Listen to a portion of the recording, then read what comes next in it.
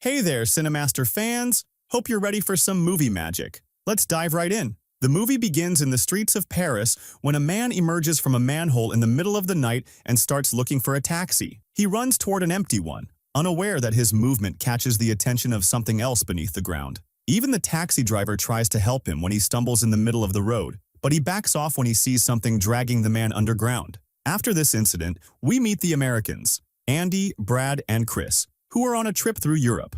These three love adventure and collect points for every crazy challenge they complete. When a French woman passes by them, Chris dares Andy to get her phone number, but Andy responds, saying that she's not his type. The other two burst out laughing, teasing him for never making a move on any girl so far. Andy, trying to change the subject, tells them he'll show them a bold challenge that will make them envious. In Paris, they head straight to the top of the Eiffel Tower. Andy starts doing some calculations in a small notebook, then pulls out a long rope from his bag. His friends start to worry, and Brad even apologizes for teasing him on the train, telling him he doesn't need to prove anything to them. Suddenly, they hear someone approaching the restricted area, so they quickly hide. It turns out to be a young, beautiful woman placing papers from a folder on her chest, tears streaming down her face, and preparing to jump. Andy steps out from his hiding spot to try to change her mind, but the young woman continues on her way, and he jumps after her, relying on the rope he had tied around his leg. His friends rush to grab the other end of the rope as he grabs the woman's leg. In the end, all he gets out of the ordeal is her shoe,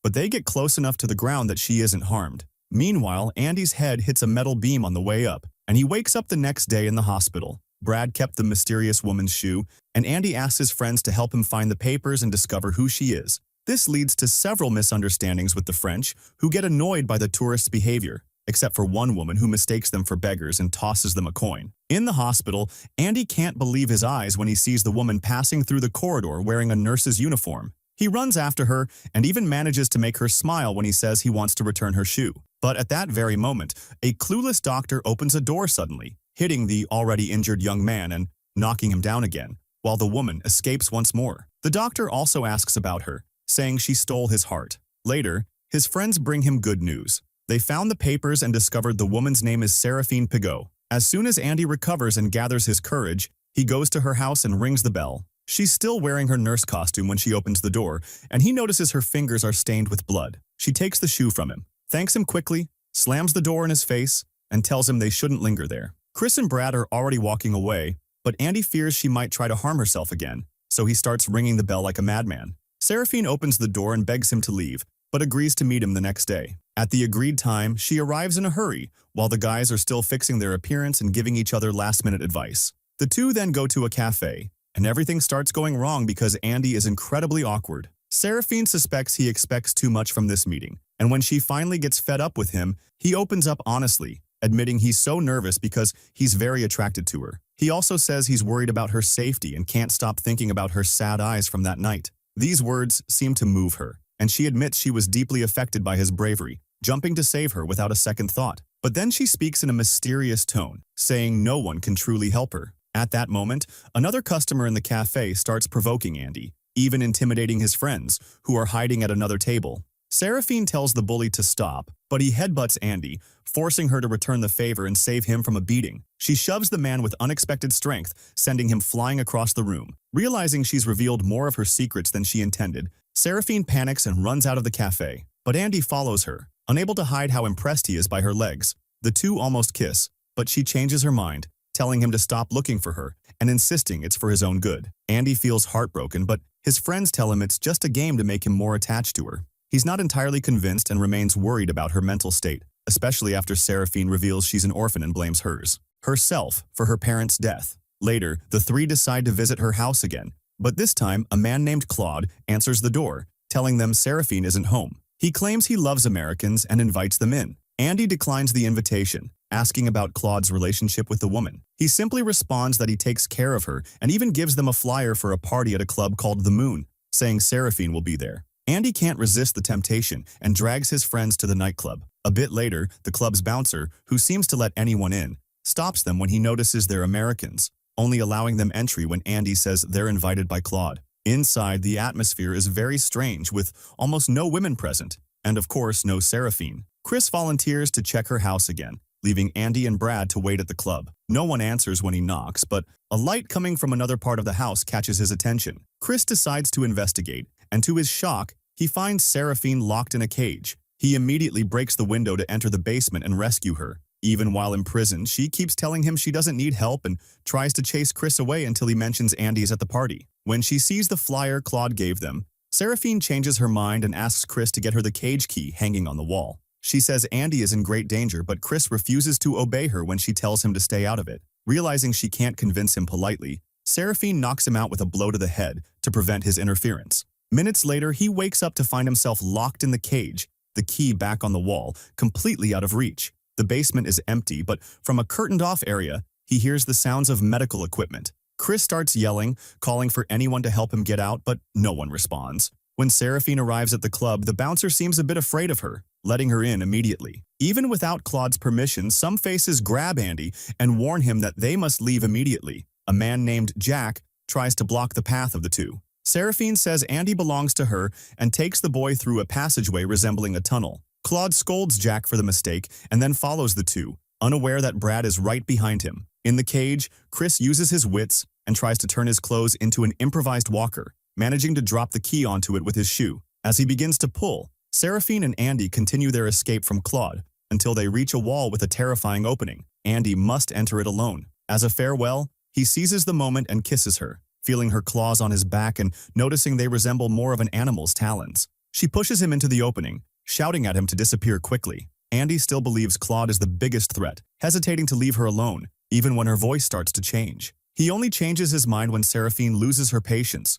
throwing rocks at him. Meanwhile, on the dance floor, Claude's companions also seem to undergo a transformation, becoming more animalistic. But when the light of the full moon hits Seraphine's face, the truth is revealed. She and all her companions are werewolves after their transformation. She enters through the same opening, and Brad doesn't see her when he arrives shortly after, still searching for Andy. At the same time, the other werewolves spread terror in the crowded club, turning the victims into prey, just as the three Americans fell into the trap. The victims rush to the exit, but the security guard has already locked it from the outside. Even Chris, who has now freed himself, hears heartbreaking moans coming from the basement and goes to check if someone needs help. When he opens the curtain, he sees a terrifying legless werewolf lying on a stretcher, still trying to chase him. The creature is so strong that it manages to drag the stretcher and all the medical equipment with it as it advances toward Chris. The boy uses a spoon to pry open a door, finding himself in front of a cabinet. But now the monster is so close that Chris barely manages to leap over the overturned stretcher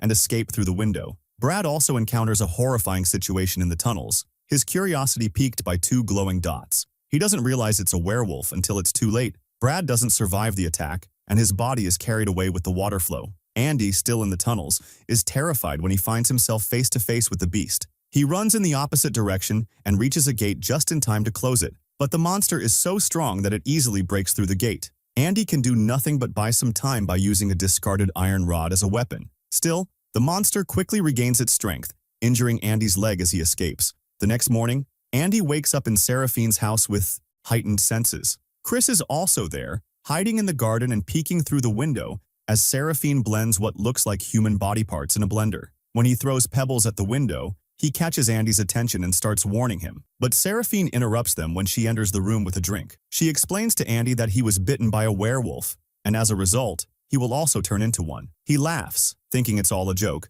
until he starts experiencing horrifying hallucinations. Seraphine explains that this is normal during the transformation. Things get worse when her mother appears and Andy discovers she is a corpse. Terrified, he escapes through the window, unaware of his newfound physical abilities. He also doesn't hear his friend calling out to him. Claude captures Chris, and Andy returns to the club, which is now filled with police and scattered body parts of all the victims. He is horrified when he recognizes Brad as they pull his body from the river. At that moment, he meets Inspector Luke. At the police station, Andy discovers that all the bodies are missing their hearts, but no one believes his testimony except for this mystery. Andy must deal with the changes happening to his body and his growing appetite, which includes a hunger for female companionship. This instinct awakens when he meets Amy Finch, another American tourist who agrees to have dinner with him. She is puzzled by his behavior at the table. Andy remains in denial, even when Brad's ghost surprises him. His reaction causes great embarrassment. Unaware that a detective is tailing him, Andy runs to the bathroom to talk to the deceased Brad.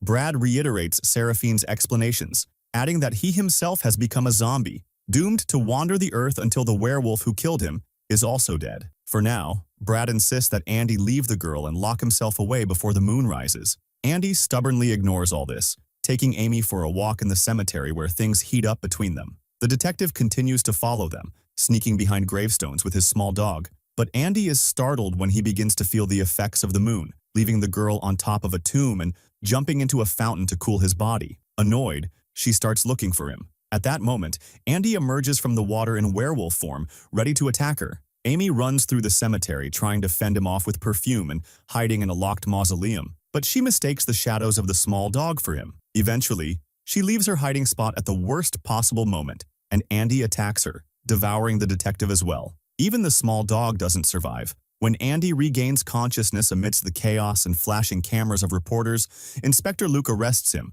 revealing that he hired the detective to follow him. He shows Andy the victims from the previous night and their gruesome state. When Andy is left alone in the morgue, Amy opens her eyes and begins cursing him. Shortly after, Brad appears, and the two argue. Meanwhile, the agent mocks Luke's crazy theories, ordering the American's immediate arrest, but Andy has already escaped. When the inspector returns, he is with Brad and Amy on the street, finally convinced that everything is real. Brad says the only way for Andy to become human again is to eat the heart of the werewolf who turned him. Andy suspects it's likely Seraphine. At that moment, Claude's gang suddenly appears, dragging Andy to an old church. As they descend into the crypts, Claude explains that his pack consists of carefully selected werewolves, meant to be a superior breed. Andy's transformation was an accident, but he can still join this powerful group if he proves himself worthy. They take him to the cell where Chris is imprisoned, demanding that he rip out his friend's heart. When Andy refuses, Claude warns him that this will cost him his own heart. But Andy remains steadfast in his decision. Suddenly,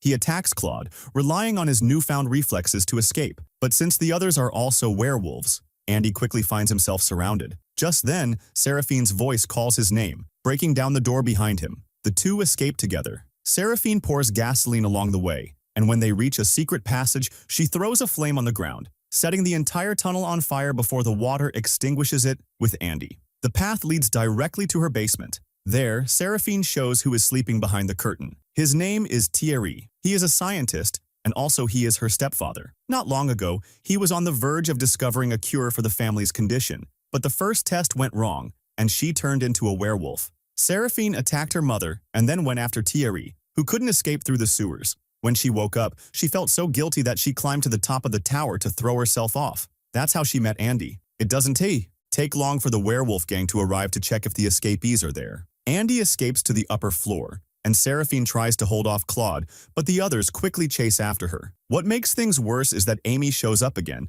still very upset, and tries to help the werewolves in the chase, pointing to where Andy is hiding. Luckily, she doesn't even know how to whistle, and she falls down, and the gang doesn't see Andy until he manages to steal a car. However, he causes a scene, and all the cars crash into each other like dominoes, angering several drivers. Now, being chased by two different groups, Andy clings to the back of a bus to return to the basement. There, he finds Seraphine devastated, trying in vain to revive her stepfather after the gang destroyed the lab. What makes matters worse is that they also stole the substance that causes instant transformation and left behind only a flyer for the upcoming party. Andy, knowing it's another trap, sneaks in among the guests, turns off the music, and warns everyone that they're in danger. But Luke is also at the party, and Andy is captured again amidst the applause of the audience, who don't believe any warnings. Seraphine is outside and sees that the bodyguard has blocked the exit. The police discover they are trapped inside just as Macaubre's show begins. Claude and his gang step onto the stage dressed as monks and reveal a crucified Chris.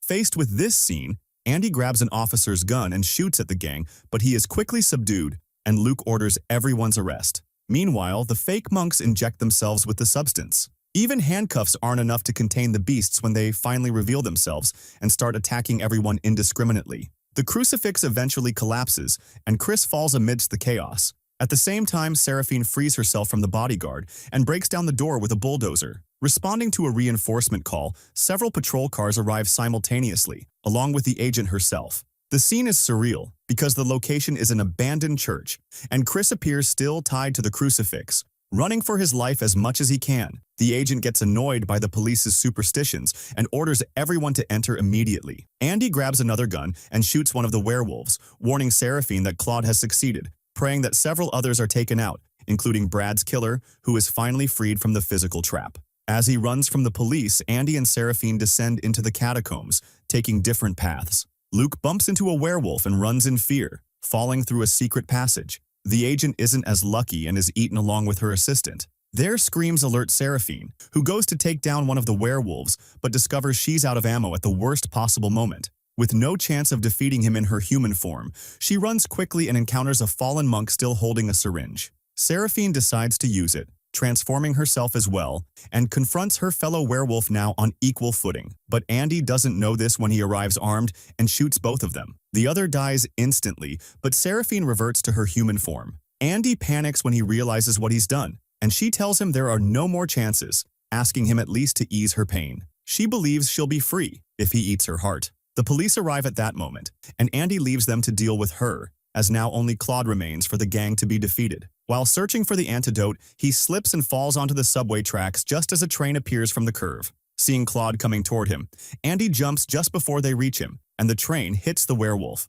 The passengers are startled by the impact, and the driver goes to check the tracks through the glass but is immediately attacked. The beast breaks into the next car, and everyone panics when they see it, but the drug's effect wears off quickly. Claude wakes up in his human form and begins preparing another syringe when Andy enters through the window, knocking the syringe away. The two fight, and Andy sees the mark he left on Claude's shoulder the night he was bitten, realizing that Seraphine wasn't the one who bit him. As he tries to retrieve the syringe, Claude eventually stabs Andy and tries to flee, realizing his mistake, but he can't escape. Andy transforms, slams him to the ground, and devours his heart from behind. Months later, Andy and Seraphine are about to get married when Chris drops the ring. The two jump to catch it, and we see them at the Statue of Liberty, where Andy places the ring on Seraphine's finger while they're still in the air. And that's the end of the movie. See you in the next